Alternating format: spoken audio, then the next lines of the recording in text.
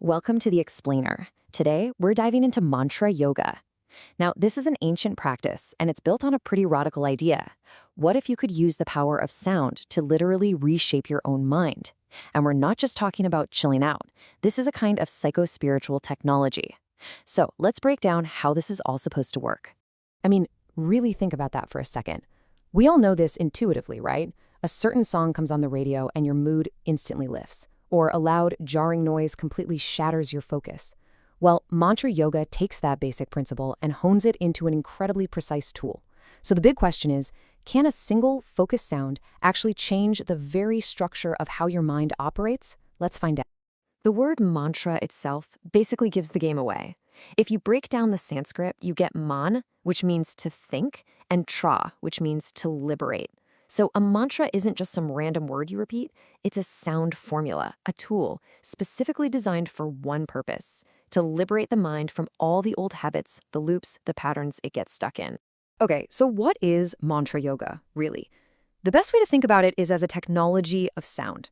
And yeah, that goes way, way beyond just chanting to feel calm. It's a systematic, intentional practice that uses very specific sounds to literally engineer a shift in your consciousness. And this is where things get really fascinating.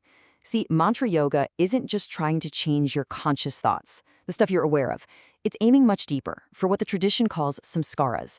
You can think of those as deep, invisible grooves in your mind, these old habits that basically dictate how you react to everything.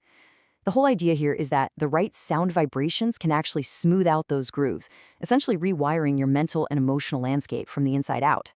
And you should know, this is not some new age trend that popped up last week. No way.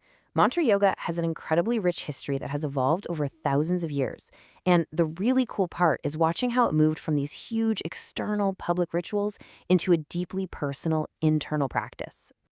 So way back in the Vedic period, mantras were these powerful hymns used in big rituals.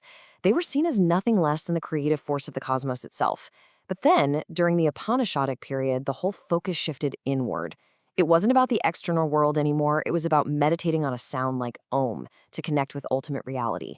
And then finally, the tantric traditions came along and turned it into a highly organized system where specific mantras were seen as the actual sonic bodies of deities.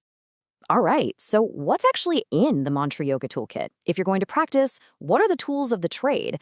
Let's take a look at the different kinds of mantras and, just as importantly, how they're used. First off, not all mantras are created equal. You have what are called bija or seed mantras. These are these incredibly potent single syllables like Om. And that cosmic zip file analogy? It's perfect. They pack these vast, universal concepts into a single sound. Then you've got saguna mantras, which focus on a deity or form, something with attributes, to help cultivate feelings like devotion. And on the flip side, you have nirguna mantras, which are totally abstract. They point you toward a reality that has no form at all. There's also a clear progression in how you practice. You don't just jump into the deep end. Most people start with what's called vachika japa, that's chanting out loud. It's fantastic for beginners because it disciplines your speech, your breath, and really helps to focus a wandering mind. But the ultimate goal is often manasa japa, which is silent mental repetition. Why? Well, it's considered the most powerful form because it bypasses the physical and engages with your consciousness directly. It's the most subtle, and for that reason, the most potent. Okay, so all this theory is fantastic, but let's get practical. How does any of this apply to our messy, everyday lives? Well, this is where we see mantra being used almost like a prescription for the mind, a tool designed to counteract very specific mental and emotional struggles we all face. Check this out. This is basically a psychological toolkit that uses sound instead of pills. For instance, to deal with anger or krodha, the tradition might prescribe a mantra that invokes peace. To counteract greed or lobha, a sound that encourages renunciation. Or for an inflated ego, ahankara, a mantra like soham, which means I am that, to connect you to something much bigger than yourself. The core idea is brilliantly simple. You use a specific sound vibration to neutralize a specific negative mental vibration. As you can probably guess, a practice this focused isn't something you just do randomly. It's not about just picking a sound you like and repeating it. No, there's a very structured path. So let's walk through the 4 traditional steps for really integrating mantra yoga into your life. It all starts with getting the mantra from a qualified teacher. But look at step 2. This is so important. Ethical preparation. The tradition is crystal clear on this. Without a solid foundation of discipline and ethics, the practice just won't work. It's like trying to plant a seed in concrete. Only after that do you get to the core work, consistent, attentive repetition. And the final goal? Integration. That's where the sound, your breath, and your awareness all merge together until the mantra itself just dissolves, leaving only pure, silent consciousness. So, after covering the history, the toolkit, and the step-by-step path, what's the big takeaway here?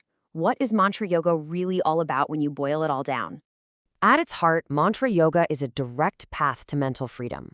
And its power lies in that directness. It doesn't ask you to read a dozen books or understand some super complex philosophy. It asks you to do something much more fundamental, to work directly with vibration, to literally retune your own consciousness to a more harmonious frequency. It suggests that real, lasting transformation might not come from more thinking, but from learning how to truly listen. So, we'll just leave you with this one thought to chew on. In a world that is just screaming for our attention, full of endless information and ideas, what if the real path to freedom isn't about learning one more thing? What if it's about attuning ourselves to a rhythm that's already there, deep inside? What if freedom isn't something you have to find, but simply a rhythm you can return to?